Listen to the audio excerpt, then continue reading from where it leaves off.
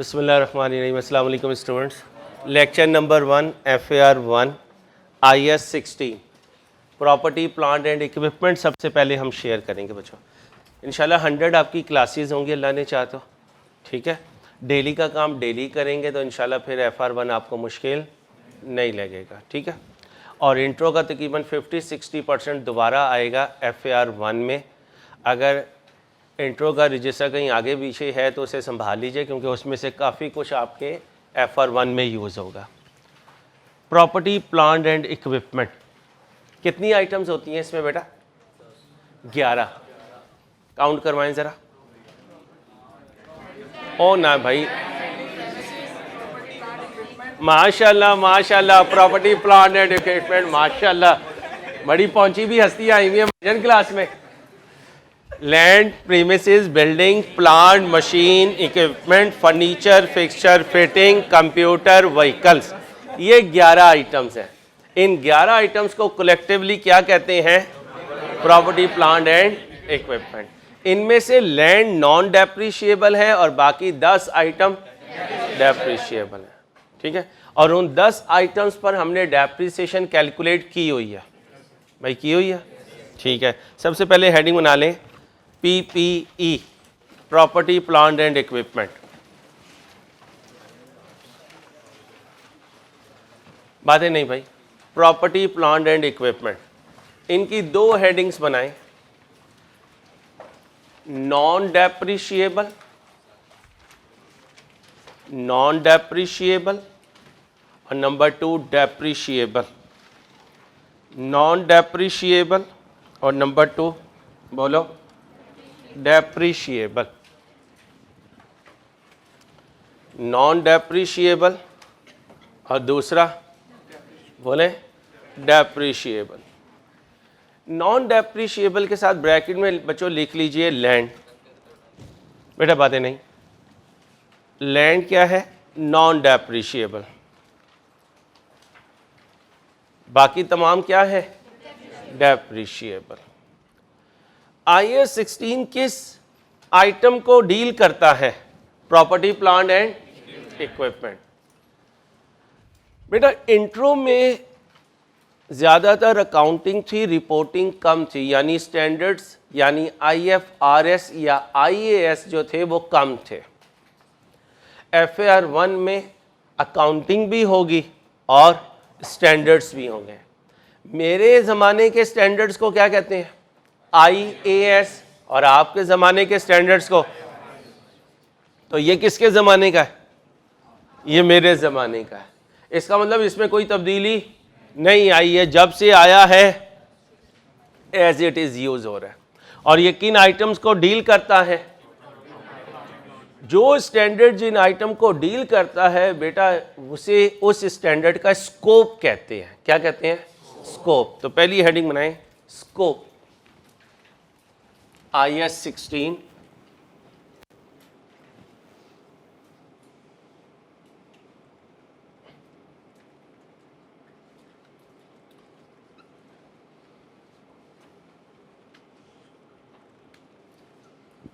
क्या सीखूंगा इसमें आपको?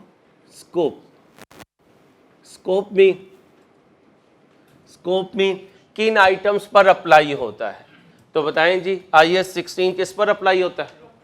प्रॉपर्टी प्लांट एंड इक्विपमेंट पर। तो लिख लें IS 16 is applicable to, IS 16 is applicable to property plant and equipment. IS 16 is applicable to, बोलिए, property plant and equipment. Property plant and equipment इन items पर अप्लाई होता है IS 16। इंट्रो में क्या पढ़ा था? इंट्रो में क्या पढ़ा था IS 16 में? डेप्रिसिएशन। क्या पढ़ा था? तो इसका मतलब पहले मैं आपको थोड़ा बहुत क्या रिवाइज करवाऊंगा? इंट्रो रिवाइज करवाऊंगा। हेडिंग बनाएं, revision of some intro concepts. Revision of some intro concepts. Intro के कुछ कॉन्सेप्ट्स हम आपस में रिवाइज करेंगे बेटा।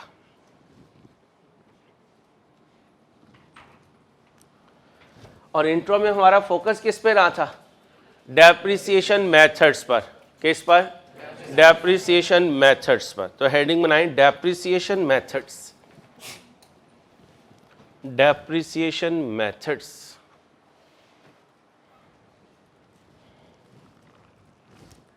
कितने थे बच्चों? 5 थे।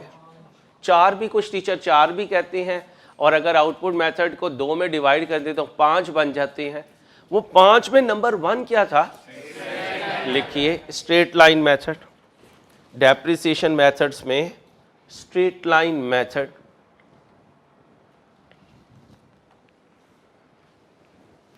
Straight line method. जी बच्चों, जी अहमद। एग्जाम्पल नंबर 1 जरा पढ़िए। एग्जाम्पल नंबर 1 पढ़िए। इंट्रो से ही रिलेटेड है, नई बात नहीं अभी लाया हूं, आहिस्ता आहिस्ता नई बातें लेकर आऊंगा।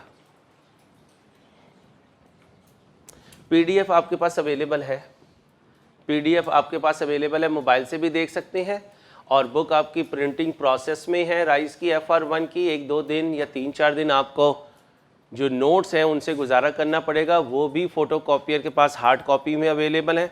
मोबाइल से सॉफ्ट में चल सकते हैं, उधर से कर लीजिए। ऊपर से आपने फ़ोटोकॉपी लेनी है वो ले लीजिए। इंशाल्लाह कुछ दिनों में बुक आ जाएगी, फिर इंशाल्लाह सारा काम हम अपनी राइस की बुक से किया करेंगे इंशाल्लाह। एग्जाम्पल 1 कब बाय किया?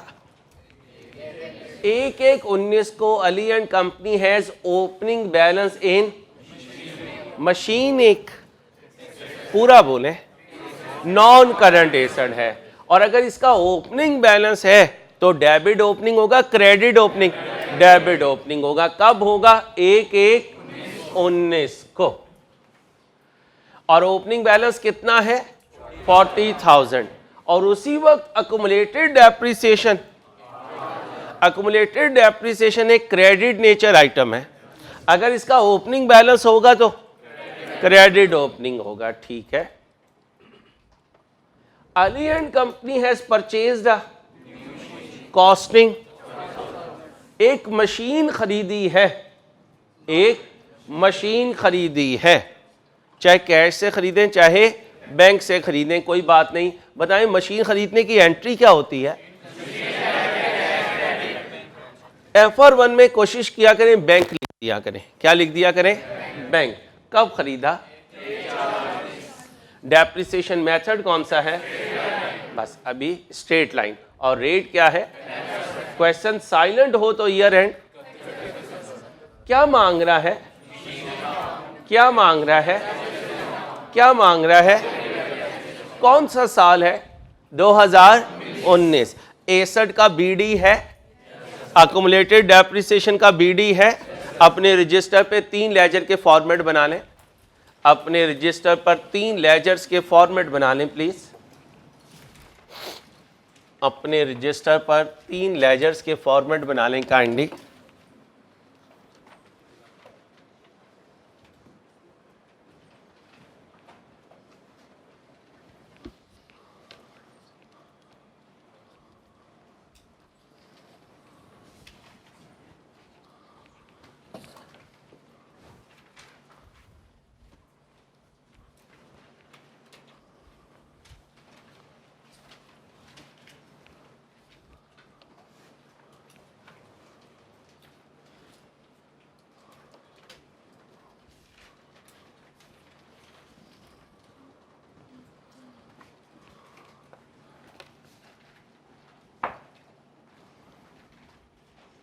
एक पे लिखें मशीन अकाउंट,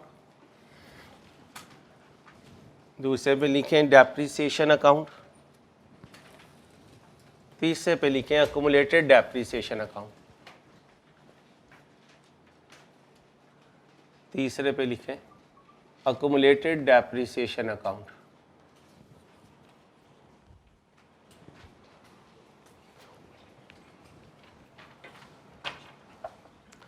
एक पे क्या लिखेंगे? मशीन अकाउंट,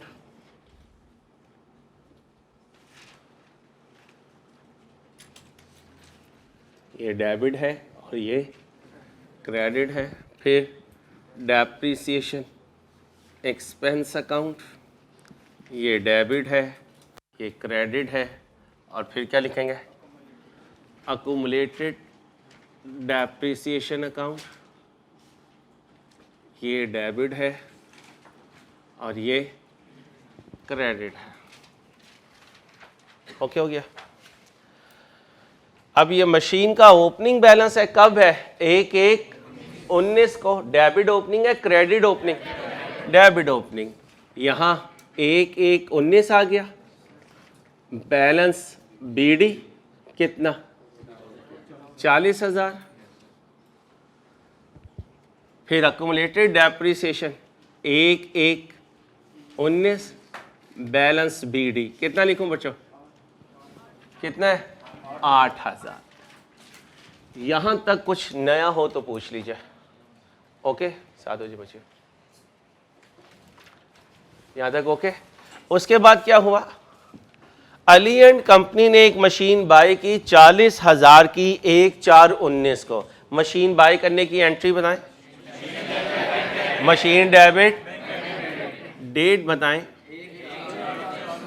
1/4/19 कितने से जी, 40,000 से। पूरे साल मशीन में कुछ और ट्रांजैक्शन हुई, टोटल कर दीजिए, कितना बना, 80,000।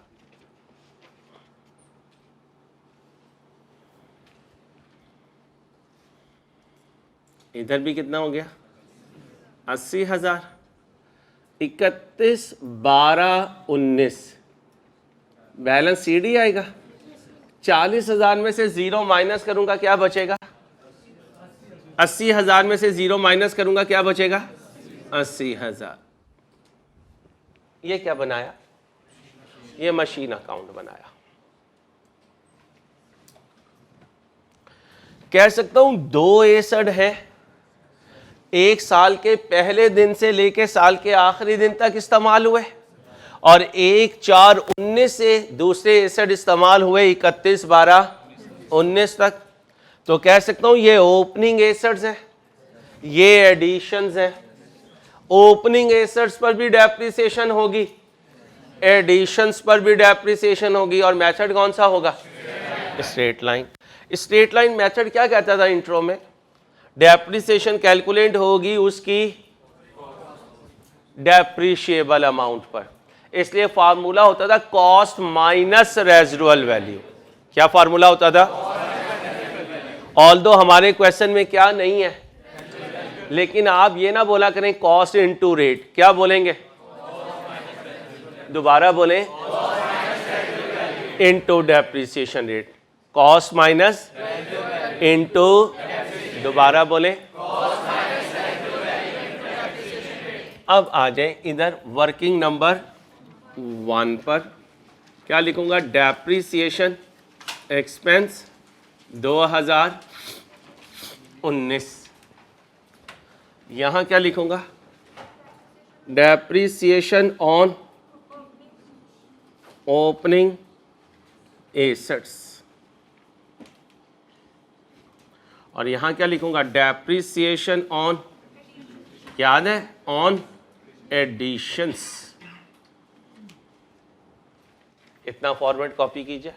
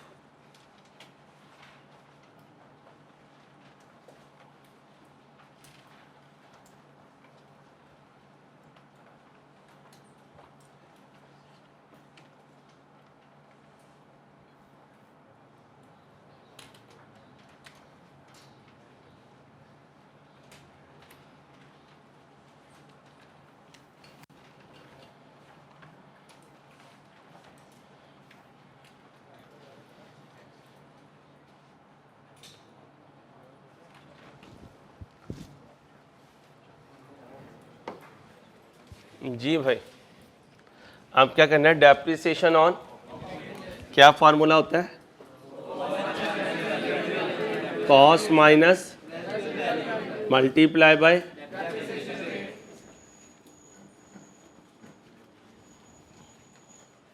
जी।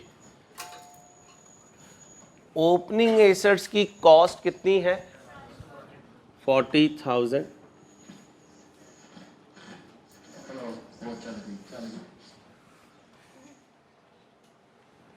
रेजिडुअल वैल्यू कितनी है? से खुर्रम को बोला। और रेट कितना है? जी बच्चों, depreciation on opening assets, cost minus into depreciation rate. ये कॉस्ट आ गई, रेजिडुअल वैल्यू नहीं है 10%, ठीक है। कितनी अमाउंट बनी? 4,000। इसके बाद बेटा क्या है? एडिशन, दोबारा वही cost minus residual value multiply by depreciation rate percentage. Cost बताएं, रेजिडुअल वैल्यू, रेट। अब बेटा कब इन हुआ, कब तक यूज हुआ, कितना टाइम यूज हुआ? इंट्रो में क्या रूल बताया था? बाइंग से साथ एक और बात कही थी, जब पीरियड काउंट करना हो तो फिंगर्स यूज करनी है। FR1 में सुन ले, जिस वक्त फिंगर यूज करनी हुई और आपने यूज ना की तो मैंने दीवार में चुनवा देना और प्लास्टर करवा देना। उधर अनारकली पूरी चुनवाई गई थी तो इधर मैंने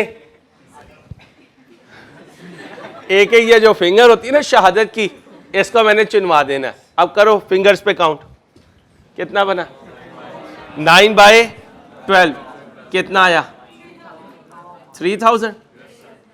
टोटल कर दें 7,000 आ गया। 7,000। ये 7,000 क्या है? ये डेप्रिसिएशन एक्सपेंस है। कब का? 2000। एंट्री बताएं। Depreciation expense debit, accumulated depreciation कितने से? 7,000 से। डेट बताएं। 31/12/19, क्योंकि डेप्रिसिएशन जो है वो साल के आखिरी दिन कैलकुलेट होती है। ये तो अक्युमुलेटेड डेप्रिसिएशन को क्रेडिट किया। डेप्रिसिएशन एक्सपेंस अकाउंट को क्या करूंगा? डेबिट, कितने से? एंट्री क्या होगी? Depreciation expense debit, accumulated depreciation credit. एक एंट्री 2 लेजर में जाती है। इधर हमने बैंक अकाउंट इसलिए नहीं बनाया क्योंकि हमारे टॉपिक का उससे कोई ताल्लुक नहीं था। अब इसे टोटल कर दें, कितना बना? 7,000। इधर भी टोटल कर दें 7,000। बैलेंस सीडी बता दें 7,000। बैलेंस सीडी का मतलब क्लोजिंग बैलेंस। ये कौन सा क्लोजिंग बैलेंस है बेटा? ये डेबिट क्लोजिंग है। क्या है? इसलिए जब ट्रायल बैलेंस बनेगी तो ट्रायल बैलेंस की किस साइड पर होगा? डेबिट साइड पर। डेप्रिसिएशन एक एक्सपेंस है, अगर ये एक्सपेंस है और ये ट्रायल बैलेंस की डेबिट पर है तो ये लेस होगा from GP, less from GP, less from GP. अब इधर टोटल कर दे, ये कितना बना? 15,000। इधर भी टोटल कर दें, कितना बना? 15,000।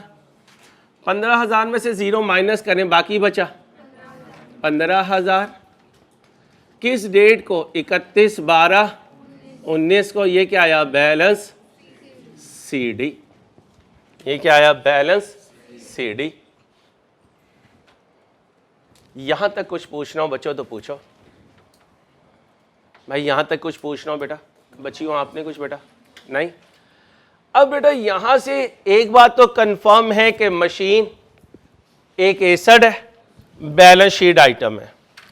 अक्युमुलेटेड डेप्रिसिएशन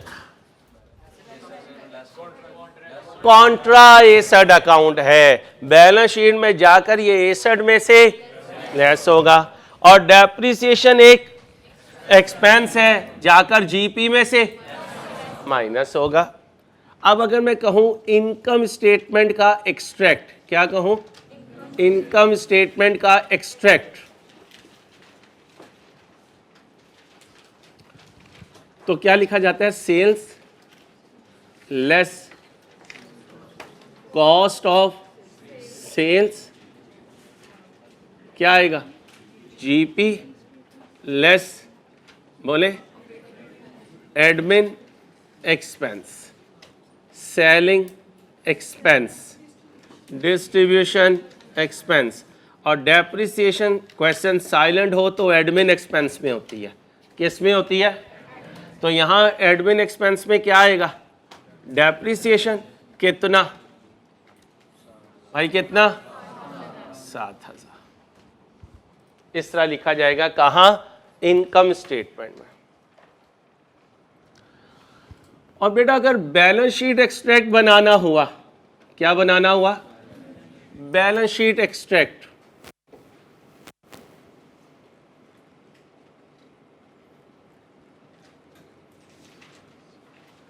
तो क्या बनेगा? एसेट्स, और एसेट्स में क्या बनेगा? Non current assets. Non current assets में पीपीई। वैसे तो नॉन करंट एसेट्स में और चीजें भी होती हैं, लेकिन FR1 में सिर्फ क्या नजर आएगा? पीपीई। पीपीई एक इसकी कॉस्ट होगी भाई, कॉस्ट होगी। कॉस्ट में से लेस होगा अक्यूमुलेटेड डेप्रिसिएशन। अब बताएं जी, कॉस्ट का CD कितना है? 80,000, लिख दीजिए 80,000। अक्यूमुलेटेड डेप्रिसिएशन का CD 15,000, बाकी बचा 60। याद है 65,000 को इंट्रो में क्या कहते थे? Carrying amount. क्या कहते थे? Carrying amount. एक और नाम भी था WDV। एक और नाम भी था net book value. Net book value. यहां तक कुछ पूछना हो बेटा? यहां तक कुछ पूछना हो बेटा तो पूछ लो।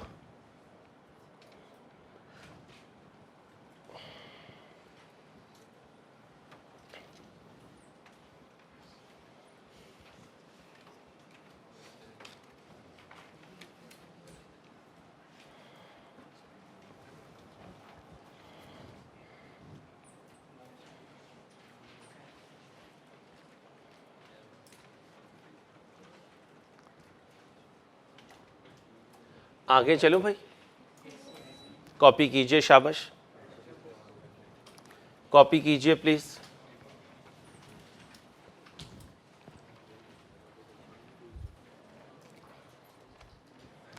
छुट्टी नहीं करनी है। अगर छुट्टी नहीं करेंगे तो इंशाल्लाह मुश्किल नहीं है FR1, ठीक है?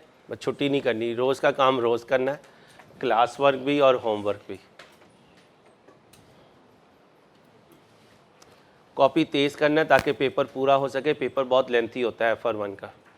आपको आदत जो है वो PRC से MCQs की पड़ी हुई है, इसलिए बार बार लिखेंगे तो इंशाल्लाह परफेक्शन आ जाएगी और लर्निंग का परफेक्ट भी आ जाएगा।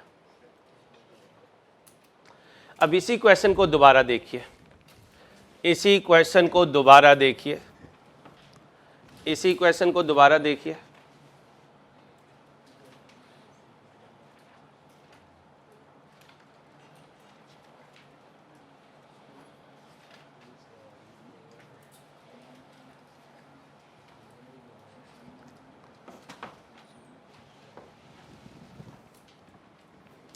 अब ये क्वेश्चन किससे सॉल्व करने के लिए कह रहा है? WDV से। दोबारा से 3 लेजर का फॉर्मेट बनाएं, दोबारा से 3 लेजर्स का फॉर्मेट बनाएं प्लीज।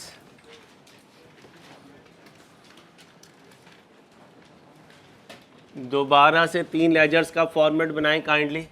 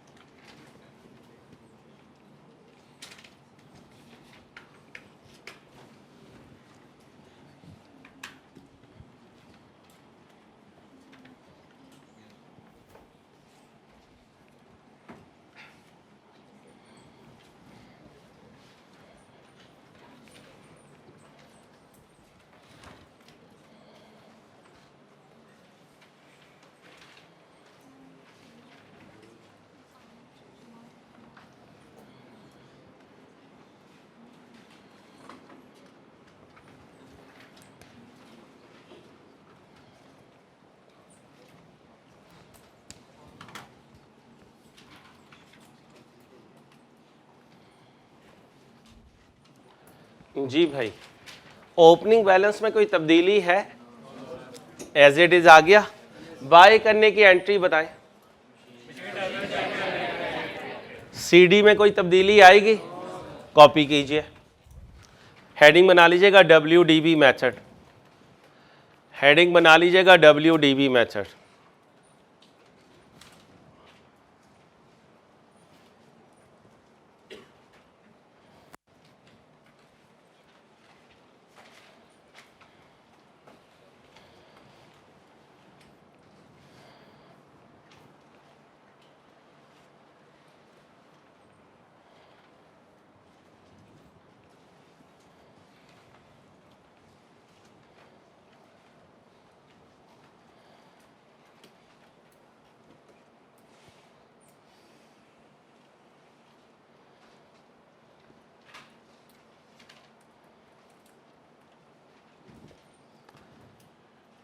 जल्दी जल्दी करना बेटा कॉपी।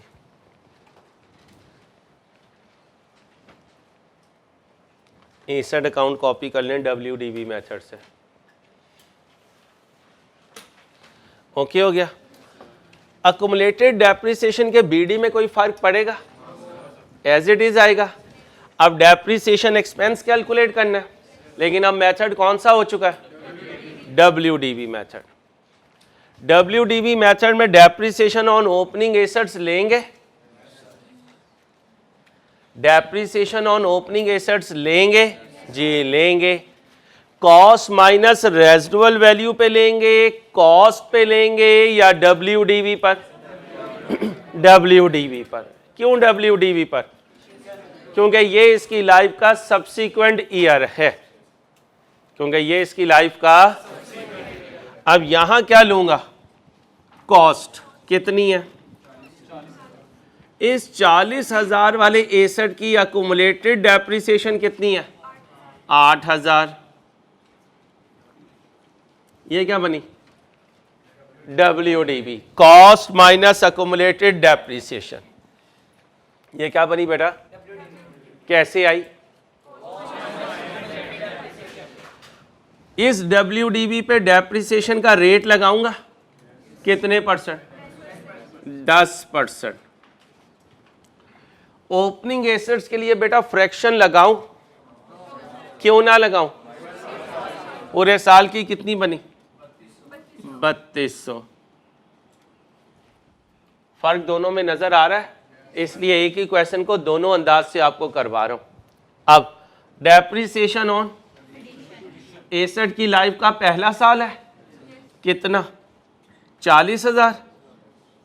ये इसकी कॉस्ट है। अगर रेजिडुअल वैल्यू होती तो वो इसमें से माइनस ना करता, क्योंकि WDB मेथड है, पहले साल कॉस्ट पे आएगा। रेट लगाऊंगा, कितने परसेंट? फ्रैक्शन लगाऊंगा जी, लगाऊंगा। कब से कब तक? बाइंग से कितना बना? 9/12। 9/ बोलो कितना आया जी? कितना आया? 3,000। दोनों को जमा कर दें, 60/100। 60/100। ये क्या है? Depreciation expense. एंट्री बताएं। Depreciation debit, accumulated depreciation. यहां कितना आएगा? 60/200। 0 माइनस करूंगा, 60/200। यहां क्या आएगा? 60/200। एंट्री बताएं क्या थी? Depreciation expense debit, accumulated depreciation credit. कितने से? 60। दोनों को जमा कर दें, 14,200। इधर भी 14,200। बैलेंस CD भी 14,000। अब ये क्वेश्चन सॉल्व हो चुका किस मेथड से? WDB से। अभी मैं FR1 में नहीं गया, इंट्रो में हूं। ये इंट्रो में सारी चीजें करवा चुके हैं भाई आपको, ठीक है। अब आए इनकम स्टेटमेंट बनाते हुए डेप्रिसिएशन कितनी माइनस करूंगा? बोले भाई 60/200। ये लिखा हुआ है लेस फ्रॉम जीपी 60 to 100। जब बैलेंस शीट बनाऊंगा तो 61 के सीडी में से अक्युमुलेटेड डेप्रिसिएशन का सीडी माइनस करूंगा। बोले अपने आप को सुनाए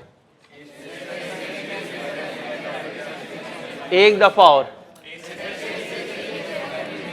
अब 61 का तो सीडी ये है, अक्युमुलेटेड डेप्रिसिएशन का सीडी 14,000 माइनस कर दे जी 65,000।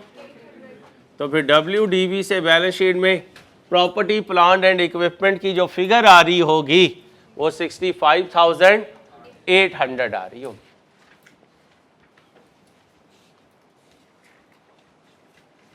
कॉपी कीजिए प्लीज, फिर आगे चलेंगे।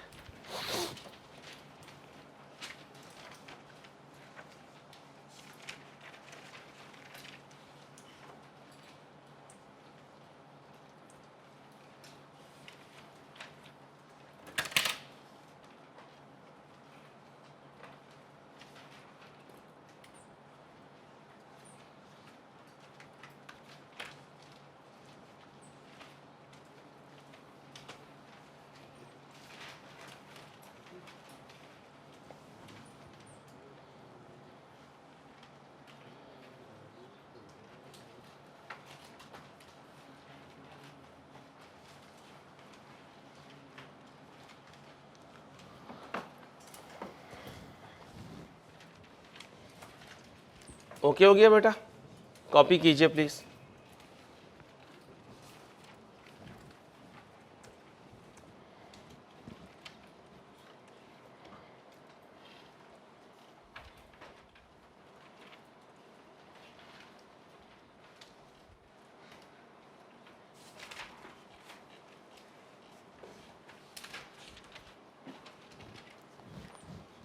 आगे चलूं बेटा, ये आगे चल सकता हूं? चलें भाई, एग्जाम्पल 2 कीजिएगा।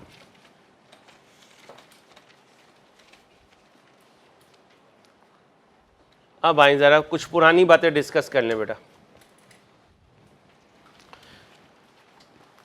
इस वीक के जो नोट्स है ना, या डेली का जो एक लेक्चर है वो ज़रूर ऊपर से लेकर आएँ। इंशाल्लाह 4-5 दिन में बुक आ जाएगी, फिर इंशाल्लाह सारा काम बुक से करेंगे। अगर आप मोबाइल से इजी हैं तो ये आपको PDF में हम पूरा चैप्टर दे चुके हैं, तो अगर आप PDF से चलना चाहें PDF से चल सकते हैं। याद है बेटा, रिवीजन ऑफ फॉर्मूले related to straight line method, cost divided by useful life, या cost divided multiply by depreciation rate, cost minus divided by cost minus multiply by depreciation rate is equal to useful life is equal to, और अगर question में rate ना हो तो depreciation rate is equal to cost minus divided by cost multiply by. यहां तक कोई चीज पुरानी आपको रिवाइज ना हुई हो, ये सारा इंट्रो है, किया हुआ है इंट्रो में हमने। और मैंने आपको कहा था इंट्रो सारे का सारा CA है। अब ये आगे जब यूज होगा तो आपको यकीन आ जाएगा। और FR1 सारे का सारा FR2 में जाएगा, इसलिए अब यकीन कर लो, कम से कम एक दफ़ा तो एविडेंस मिल गया आपको कि यार स्टार्ट तो ये यहीं से ले रहा है। आगे चले भाई, WDV क्या होती है बेटा? कॉस्ट माइनस, और इंट्रो में बताया था accumulated depreciation equal to cost minus, और cost is equal to plus cost of an asset remains constant over the, और जो अक्युमुलेटेड डेप्रिसिएशन है वो, और WDV जो है वो डिक्रीज होती है। WDV क्या होगी? कॉस्ट क्या रहेगी और अक्युमुलेटेड डेप्रिसिएशन इंक्रीज होती है। नेक्स्ट, कितने मेथड थे बेटा? देखिएगा, यही 5 थे या कोई और 5 थे? बताइएगा हमें भाई, यही 5 थे? अच्छा, अब जरा स्ट्रेट लाइन में देखिएगा, ये फार्मूला कहीं किया था? Cost minus residual value divided by, और दूसरा क्या है? Cost minus multiply by depreciation rate. आगे चलें भाई, rate if only useful life is given, rate is equal to 1/, आगे एक्टिव ऊपर आ जाए, rate if residual value is given, फिर क्या होगा, cost minus residual value divided by. तो अगर सिर्फ लाइफ है तो ये फार्मूला रेट के लिए, और अगर रेजिडुअल वैल्यू भी है तो फिर रेट के लिए ये फार्मूला। ठीक, रिड्यूसिंग बैलेंस मेथड में पहली दफा डेप्रिसिएशन कैलकुलेट होती है अपनी, और सब्सिक्वेंट में कॉस्ट माइनस मल्टीप्लाई बाय। और मेरे बच्चों अगर रेट गिवन नहीं है तो रेट का फार्मूला इंट्रो में करवाया था, 1 - n² under root divided by residual value divided by. और अगर क्वेश्चन में रेजिडुअल वैल्यू ना हुई तो 1 रुपया ज्यूम करेंगे, लिख लें। अगर क्वेश्चन में रेजिडुअल वैल्यू ना हो या 0 हो, एग्जाम फोकस पॉइंट, अगर क्वेश्चन में रेजिडुअल वैल्यू ना हो या 0 हो तो ₹1 अज्यूम करेंगे। तो बोले भाई 1 अज्यूम करेंगे। आपने ये भी दुआ करनी है बारिशें रुकी है, ताकि जो बुक्स होती हैं ना वो ड्राई होती हैं, जब प्रिंटिंग होती है तो उनके लिए धूप लगना बहुत ज़रूरी है, अदरवाइज़ प्रिंटिंग जो है वो एक पेज से दूसरे पेज पे ट्रांसफ़र हो जाती है और सारी बुक ख़राब हो जाती है। ये भी दुआ कीजिएगा कि सनलाइट मैक्सिमम रहे।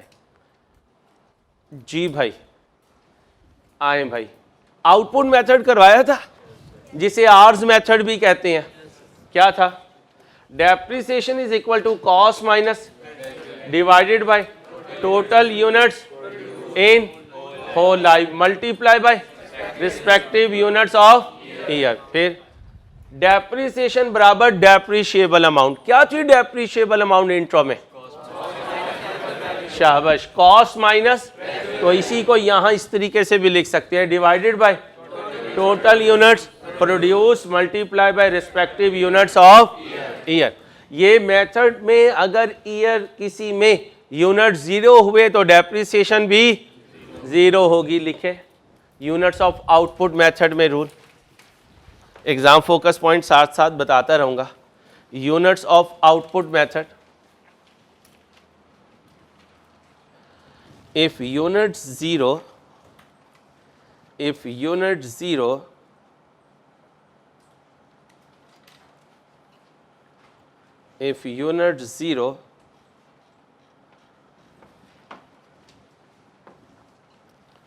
depreciation will also be 0।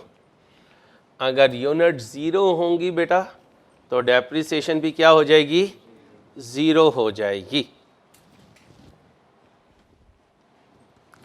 आगे देखें, सर्विस आवर्स में कुछ नहीं करना होता, यूनिट्स की जगह बेटा क्या लिखना होता है, आवर्स लिखना होता है।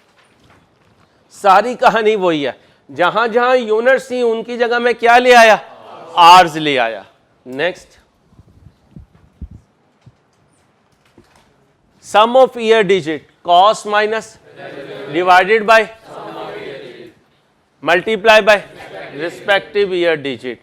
और अगर कॉस्ट माइनस रेजिडुअल वैल्यू नहीं लिखनी तो क्या लिखो, डेप्रिशिएबल अमाउंट। आगे सुने, आगे एक और चीज है, नोट कीजिए भाई, sum of year digit is equal to sum of year digit. ऐसा नहीं लग रहा सर आज हमारी मेहमानदारी कर रहे हैं, पुरानी बातें ही बता रहे हैं, आराम आराम से डोज दूंगा इसलिए परेशान नहीं होना। n इंटू n प्लस 1/2, ये सारी बातें यहाँ FR1 में यूज़ होनी है, इसलिए मैं आपको रिवाइज करवा रहा हूँ ताकि जब हम आगे जाएं तो हमें पता हो कि ये चीज़ें हम ऑलरेडी रिवाइज कर चुके हैं।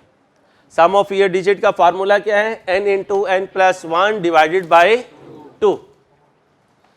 बेटा ये हमने कुछ मेथड्स जो हैं ये इंट्रो में किए हुए हैं, इसकी PDF भी आपको दी है, बुक जब आएगी उसमें भी ये सारा मौजूद है ताकि हम पिछली चीज़ों को रिवाइज करके चल सकें। आगे सुने बेटा, क्या था? कैपिटल एक्सपेंडिचर और रेवेन्यू एक्सपेंडिचर, कुछ याद है? अगर एसेट बनाऊं तो कैपिटल एक्सपेंडिचर, अगर जीपी में से माइनस करूं तो रेवेन्यू एक्सपेंडिचर। ओके, अच्छा जी। कैपिटल एक्सपेंडिचर मीन एसेट की कॉस्ट में ऐड कर दो, मीन एसेट की कॉस्ट में ऐड कर दो। आज सबसे पहले आके हेडिंग क्या बनाई थी? स्कोप, स्कोप बनाया था। अब हेडिंग बनाई डेफिनेशन। डेफिनेशन पे लाइएगा, है डेफिनेशन? डेफिनेशन जी भाई, किसकी डेफिनेशन? एसेट की। एसेट की डेफिनेशन बताने लगा हूं। A resource controlled by the entity, a resource controlled by the entity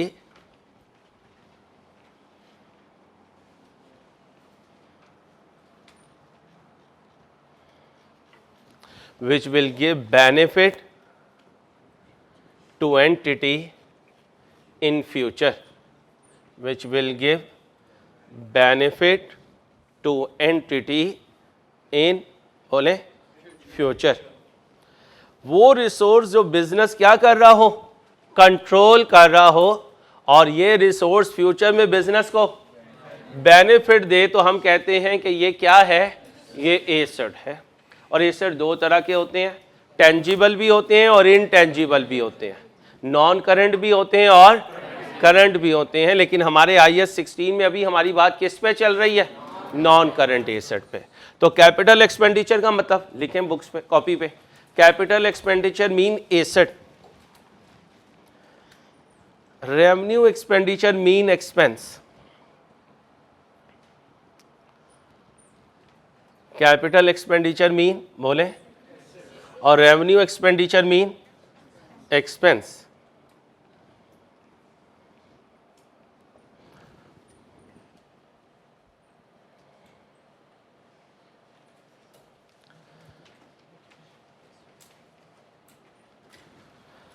capital expenditure जिसे हम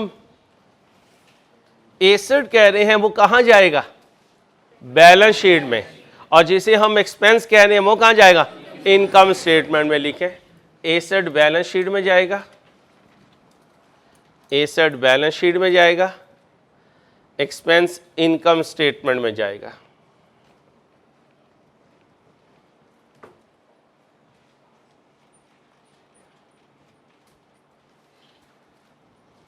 ओके हो गया?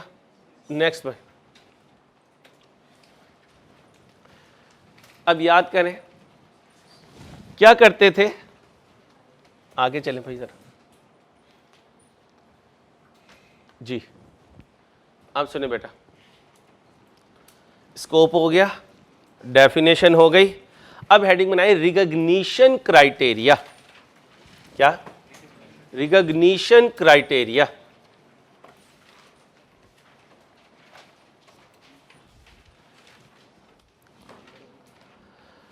IAS 16 का स्कोप क्या है बेटा? ये प्रॉपर्टी प्लांट एंड इक्विपमेंट पर अप्लाई होता है। इसने हमें कौन सी डेफिनेशन दी है जो सबसे ज्यादा जरूरी है हमारे लिए? एसेट की। एसेट क्या होता है?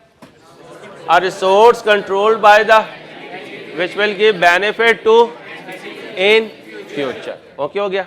अब क्या हेडिंग बनाई? Recognition criteria. क्या बनाया? Recognition criteria. अब गौर से सुनिएगा, रिकॉग्निशन क्राइटेरिया का मतलब है किसी रिसोर्स को एसेट के तौर पे कब लिखना है। क्या कहा? किसी रिसोर्स को एसेट के तौर पर लिखो उर्दू में, रिकॉग्निशन क्राइटेरिया के साथ उर्दू में।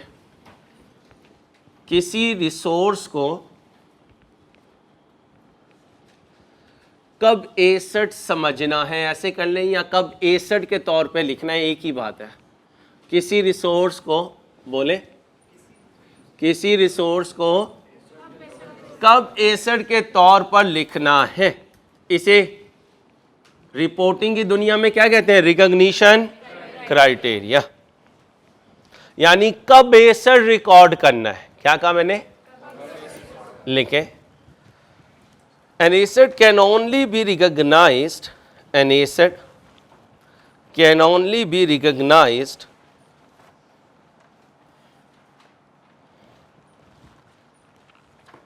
an asset can only be recognized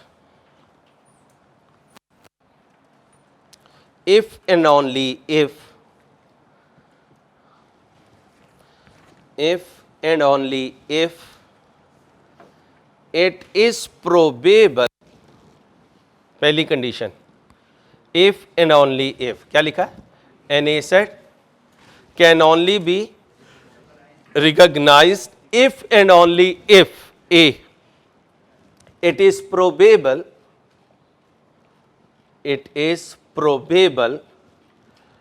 that future economic benefits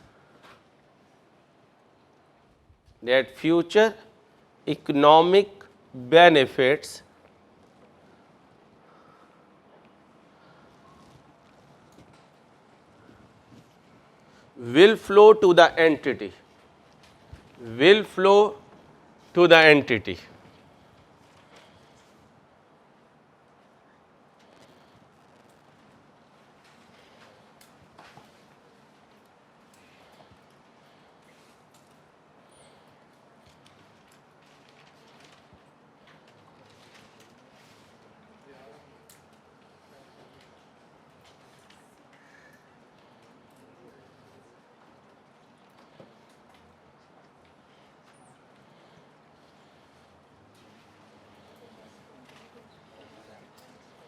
क्या लिखा,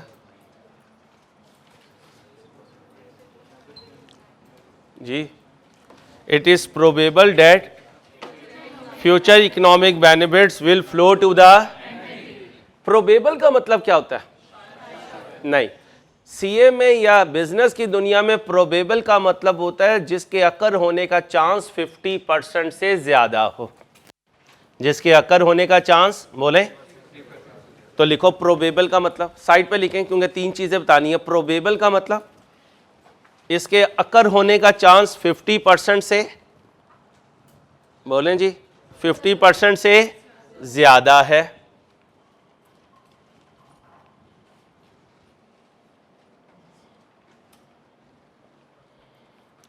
नॉट प्रोबेबल का मतलब क्या होगा, अकर होने का चांस 50% से कम है, लेकिन not probable, chance is less than 50%।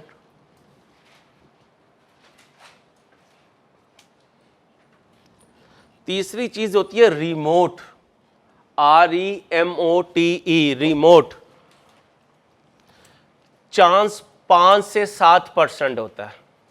Chance कितना होगा रिमोट केस में, 5 to 7%। अच्छा भाई, हमारी क्लास में कोई शहजादा हो, कुछ बड़ा ही शहजादा हो, ये अपना डॉन शहजादा हो, ये कहे यार प्रोबेबल है कल इंसारी छुट्टी करेगा, खुदा ना खास्ता, तौबा कर यार, तौबा कर यार, तो फिर ये क्या हो गया, प्रोबेबल हो गया। कल बारिश होगी, ये नॉट प्रोबेबल है, इसका मतलब चांस 50% से कम है। पाकिस्तान सऊदिया को कर्ज देगा,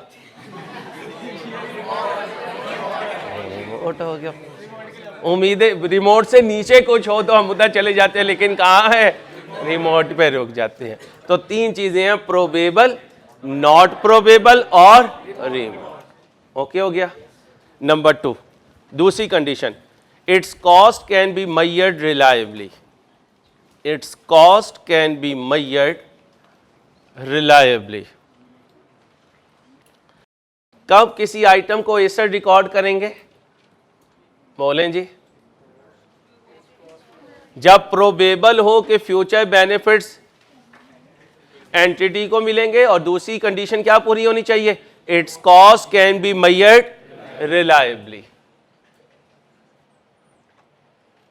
अब पढ़ें क्या था रिकॉग्निशन क्राइटेरिया, कब एसेट रिकॉर्ड करो, क्या कहता है, कब रिकॉर्ड करो, जब 2 कंडीशन पूरी हो जाएं, इफ एंड ओनली इफ का मतलब जब दोनों कंडीशन पूरी हो जाए। लॉ वाले टीचर आपको बताएंगे इफ एंड ओनली इफ का मतलब क्या होता है, जब दोनों, तीनों, चारों जितनी भी कंडीशन लिखी हुई है सारी पूरी हो जाए। अभी लॉ तो नहीं पढ़ा होगा, आज होगी क्लास, ठीक है, वो कोई क्वेश्चन करवाएंगे तो वहां लिखा होगा इफ एंड ओनली इफ, इसका मतलब होता है ये पूरी बात होगी तो बात आगे चलेगी। तो एसेट कब रिकॉग्नाइज हो सकता है बुक्स में, जब दो कंडीशन पूरी हो जाए। पहली condition, it is probable that future economic benefits will flow to the entity, और number 2 its cost can be measured reliably. अब बताएं जी IAS 16 की पहली चीज क्या सिखाई, स्कोप। स्कोप मीन कहां अप्लाई होगा, स्कोप मीन कहां अप्लाई होगा। तो फिर IAS 16 किस पर अप्लाई होता है, प्रॉपर्टी प्लांट एंड, यानी ये प्रॉपर्टी प्लांट एंड इक्विपमेंट के रूल्स बताता है, इसको कैसे रिकॉर्ड करने हैं इसके रूल्स बताता है। फिर किसी भी स्टैंडर्ड में क्या होंगी, डेफिनेशंस होंगी। ये सारी डेफिनेशन हम इंट्रो में करके आए हुए हैं। एसेट क्या होता है, यूजफुल लाइफ क्या होती है, रेजिडुअल वैल्यू क्या होती है, डेप्रिशिएबल अमाउंट क्या होती है, ये इंट्रो में हमने पढ़ा हुआ है। ये वही डेफिनेशन है जो IAS 16 ने दी।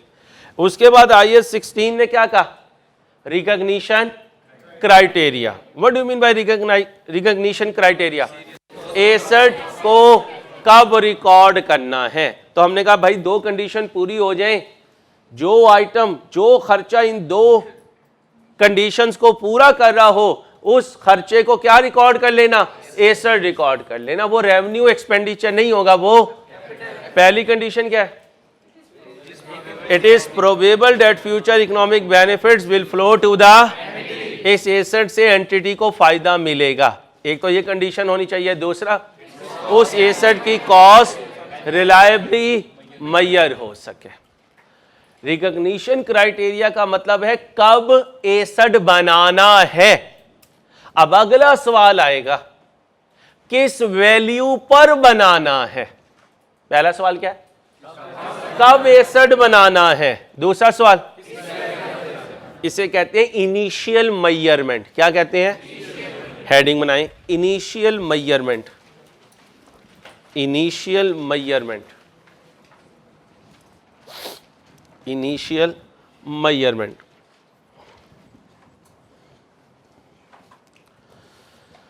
लिखे, an asset should be initially measured at its cost.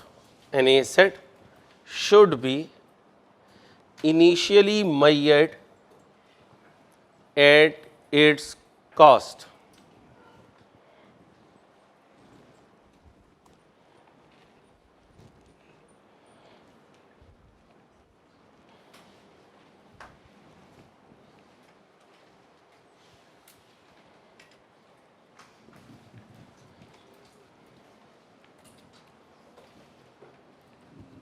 जी भाई,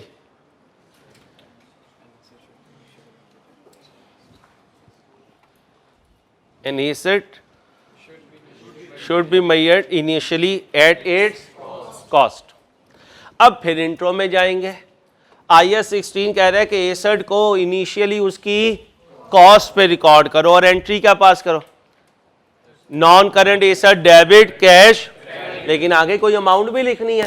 उस अमाउंट को क्या कहते हैं, cost of the asset. Cost of the, initial measurement का मतलब पहली दफा किस वैल्यू पर रिकॉर्ड करूं, और उस वैल्यू को कहते हैं कॉस्ट ऑफ द एसेट। अब याद करें इंट्रो क्या होती थी, लेस करते थे, less less less less government assistance, जिसे गवर्नमेंट ग्रांट कहते हैं, carriage inward, freight, octroi charges, assembling cost, insurance in transit, clearing agent charges, testing cost, non-refundable taxes, replacement of part, site preparation, dismantling cost, modification cost। यहाँ adaptation cost भी लिख लीजिएगा बुजुर्गों।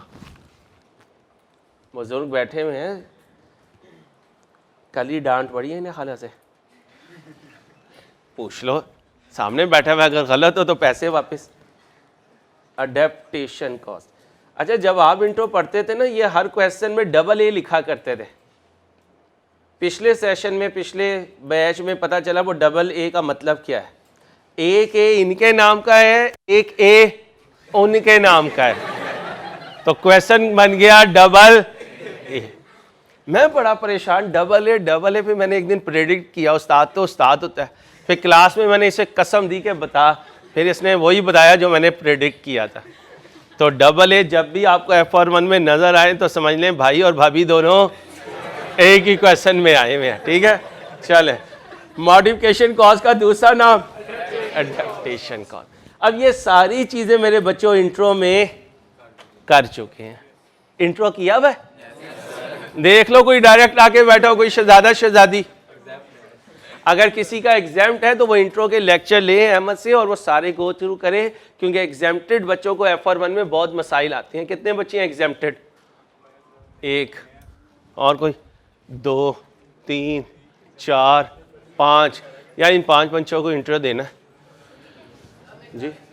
आपकी भी एग्जाम्प्ट है 6, और कोई एग्जाम्प्टेड 7, और कोई एग्जाम्प्टेड 8, और कोई एग्जाम्प्टेड, और कोई एग्जाम्प्टेड, बस ये 8 बच्चों ने काइंडली ले लेना है भाई, ठीक है। अब आगे आए भाई, लास्ट पढ़े, any cost directly attributable to bringing the asset to the location and condition, asset को उसकी वर्केबल लोकेशन या कंडीशन में लाने के लिए जितने खर्चे किए जाते हैं वो एसेट की कॉस्ट में। अब ये सारा कुछ हम इंट्रो में पढ़ चुके हैं बेटा, ओके। आगे चलो, अब याद करें, एसेट अपनी लाइफ के कुछ टाइम गुजार कर आगे आता था, फिर उसमें कोई मसला आता था तो समझाने वाला हमें समझाता था इतना खर्चा कर लो,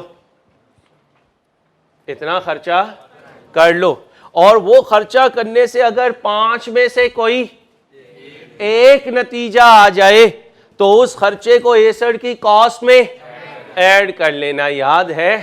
आए जी जरा, अगर याद है तो।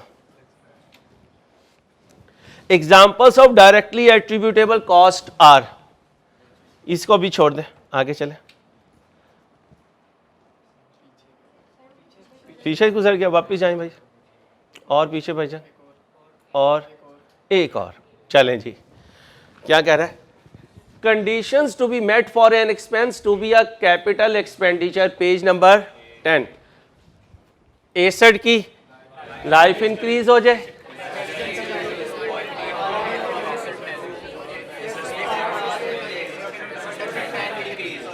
याद रही की बात, क्लियर है? इसमें एक और लिख लें, कैपेसिटी हो गया, कैपेसिटी, लाइफ, क्वालिटी, आउटपुट भी लिख ले भाई। क्वालिटी ऑफ आउटपुट कुछ और है और क्वांटिटी ऑफ आउटपुट कुछ और है, लिख लें।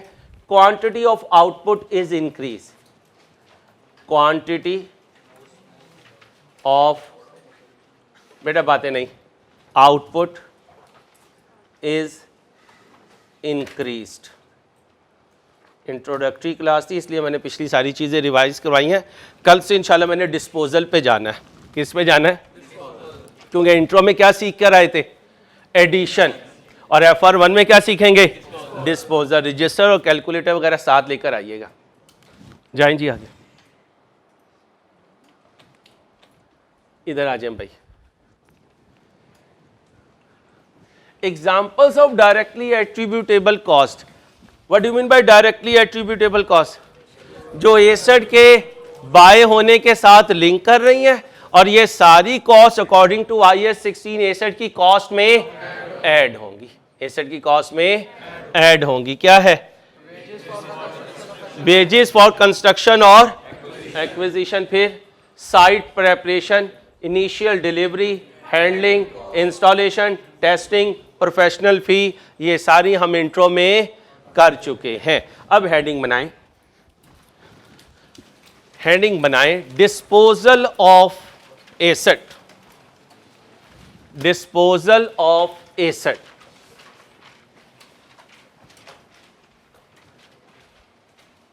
डिस्पोजल ऑफ एसेट, आगे ले जाए। डिस्पोजल ऑफ एसेट लिखें भाई।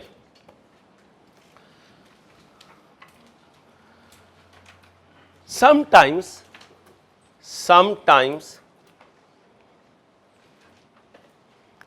sometimes business may buy an asset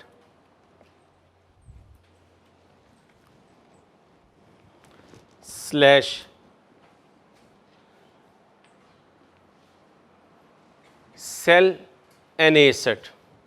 business एक एसेट बाय भी कर सकता है और बिजनेस एक एसेट बोले सेल भी कर सकता है। नीचे लिखे addition of asset, addition of asset already done in intro. अब कैलकुलेशन शुरू होने लगी है, पिछले मैंने आपको सारा रिवाइज करवा दिया। क्या लिखा है? Already done in intro. Intro में हमने एडिशन सीख लिया था। अब हेडिंग बनाएं, डिस्पोजल ऑफ एसेट। पहले एडिशन लिखा है, वो तो मेन हेडिंग लिखवाई है ना डिस्पोजल, उसके बाद क्या लिखा है? Addition of asset already done in. अब लिखे डिस्पोजल, एडिशन के नीचे डिस्पोजल, डिस्पोजल लिख लिया डिस्पोजल। अब नीचे लिखे डिस्पोजल की हेडिंग के नीचे लिखे a company has an opening balance of machine, a company has an opening balance of machine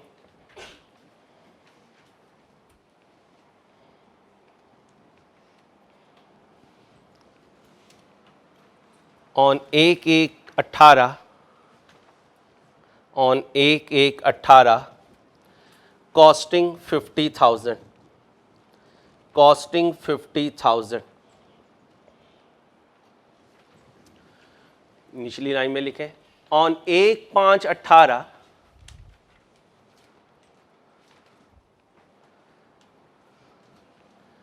a company purchased, 1/5/18 का है ना, ऑन 1/5/18 a company, क्या लिखा है? a company purchased a new machine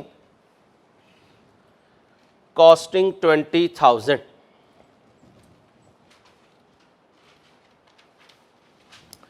आगे लिखे on 1/9/18 on 1/9/18 a company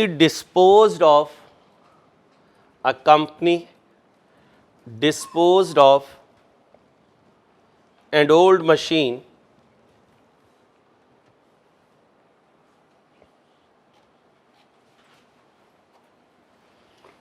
costing 8,000, costing 8,000। लिख ली एग्जाम्पल। रिक्वायर्ड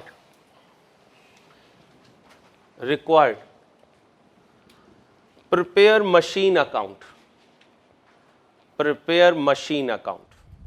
टेक्निकली इस लाइन से मैंने FR1 शुरू किया, पिछली सारी बातें मैं आपको इंट्रो की बता रहा था। क्या लिखा है? Prepare machine account. Machine account का फॉर्मेट बना लें भाई, लेजर का जरा फॉर्मेट बना लें।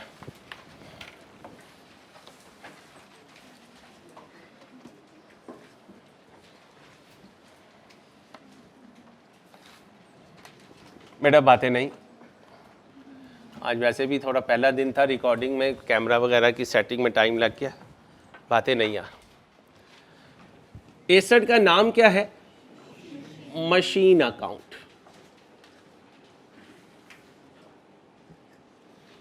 ये डेबिट है और ये क्रेडिट है।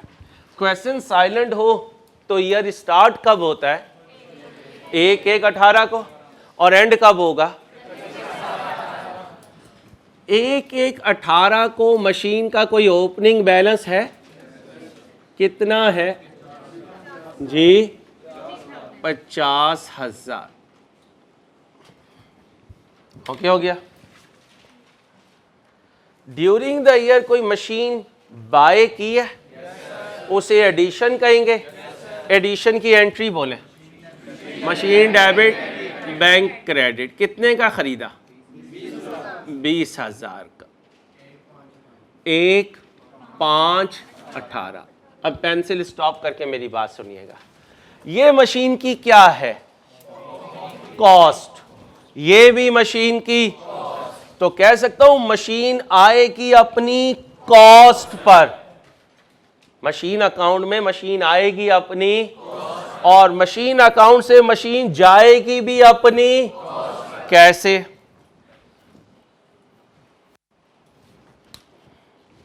ये मार्कर मेरी जेब में था और मुझे हासिलपुर में हजरत जी टकर गए, और माशाल्लाह हाथ ये बड़े तरीके से साफ करते हैं। अब बताओ मेरी जेब से क्या निकाल सकेंगे? एक ही मार्कर निकाल सकेंगे। तो कह सकता हूं जो चीज इन हुई होगी आउट भी वही होगी। तो मशीन के डेबिट में क्या पड़ा हुआ है? मशीन की कॉस्ट। तो फिर मशीन जब जाएगी तो आउट भी क्या होगा? कॉस्ट। अब मुझे बताएं मशीन कब गई? 1/9। जिंदगी में याद रखिएगा 1/9/18 नहीं लिखा करूंगा, हमेशा एक दिन पीछे करके लिखा करूंगा। क्या लिखो? 31/8/18। यह है आने वाली मशीन की कॉस्ट। तो यहां लिखूंगा जाने वाली मशीन की कॉस्ट। जाने वाली मशीन की कॉस्ट 8,000। तो क्या मशीन आए तो मशीन डेबिट, मशीन जाए तो मशीन अकाउंट। भाई मशीन आए तो मशीन अकाउंट डेबिट, मशीन जाए तो मशीन अकाउंट क्रेडिट। आना मीन एडिशन, जाना मीन डिस्पोजल। आना मीन, जाना मीन। तो फिर एडिशन में मशीन अकाउंट डेबिट हुआ करेगा और डिस्पोजल में मशीन अकाउंट डेबिट हुआ करेगा अपनी कॉस्ट से, और क्रेडिट हुआ करेगा अपनी कॉस्ट से। तो लिखो मशीन के एडिशन में मशीन अकाउंट डेबिट होगा, मशीन के डिस्पोजल से मशीन अकाउंट क्रेडिट होगा। मशीन के एडिशन से मशीन अकाउंट डेबिट होगा, मशीन के डिस्पोजल से मशीन अकाउंट क्रेडिट होगा।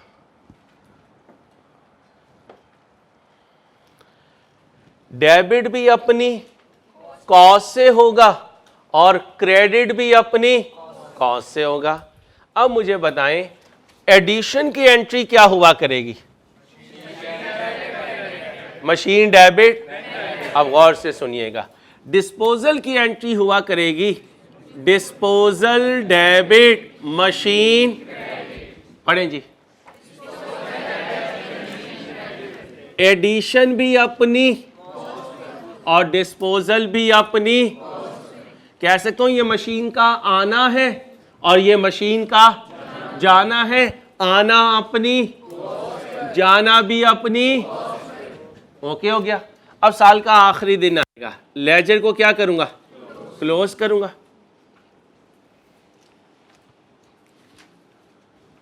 कितना बना भाई? 70,000। इधर भी कितना बना? 70,000। 70,000 में से 8,000 गया, बाकी बचा 62,000। ये 62,000 क्या है? Balance CD. किस डेट को? 31/12/18।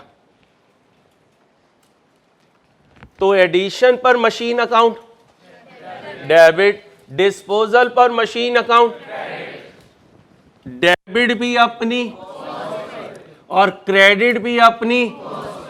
यहां तक कोई कंफ्यूजन? अब एक बात सुन ले, करेंगे कल ही। साल शुरू हुआ तो कितने एसेट? 50,000 भाई, 50,000 भाई, 50,000। कितने मजीद आए? कितने चले गए? कितने बाकी हैं?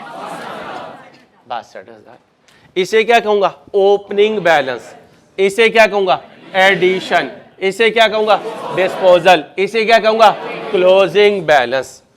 ओपनिंग बैलेंस की बोले भाई कॉस्ट, एडिशन की कॉस्ट, डिस्पोजल की कॉस्ट, क्लोजिंग बैलेंस की कॉस्ट।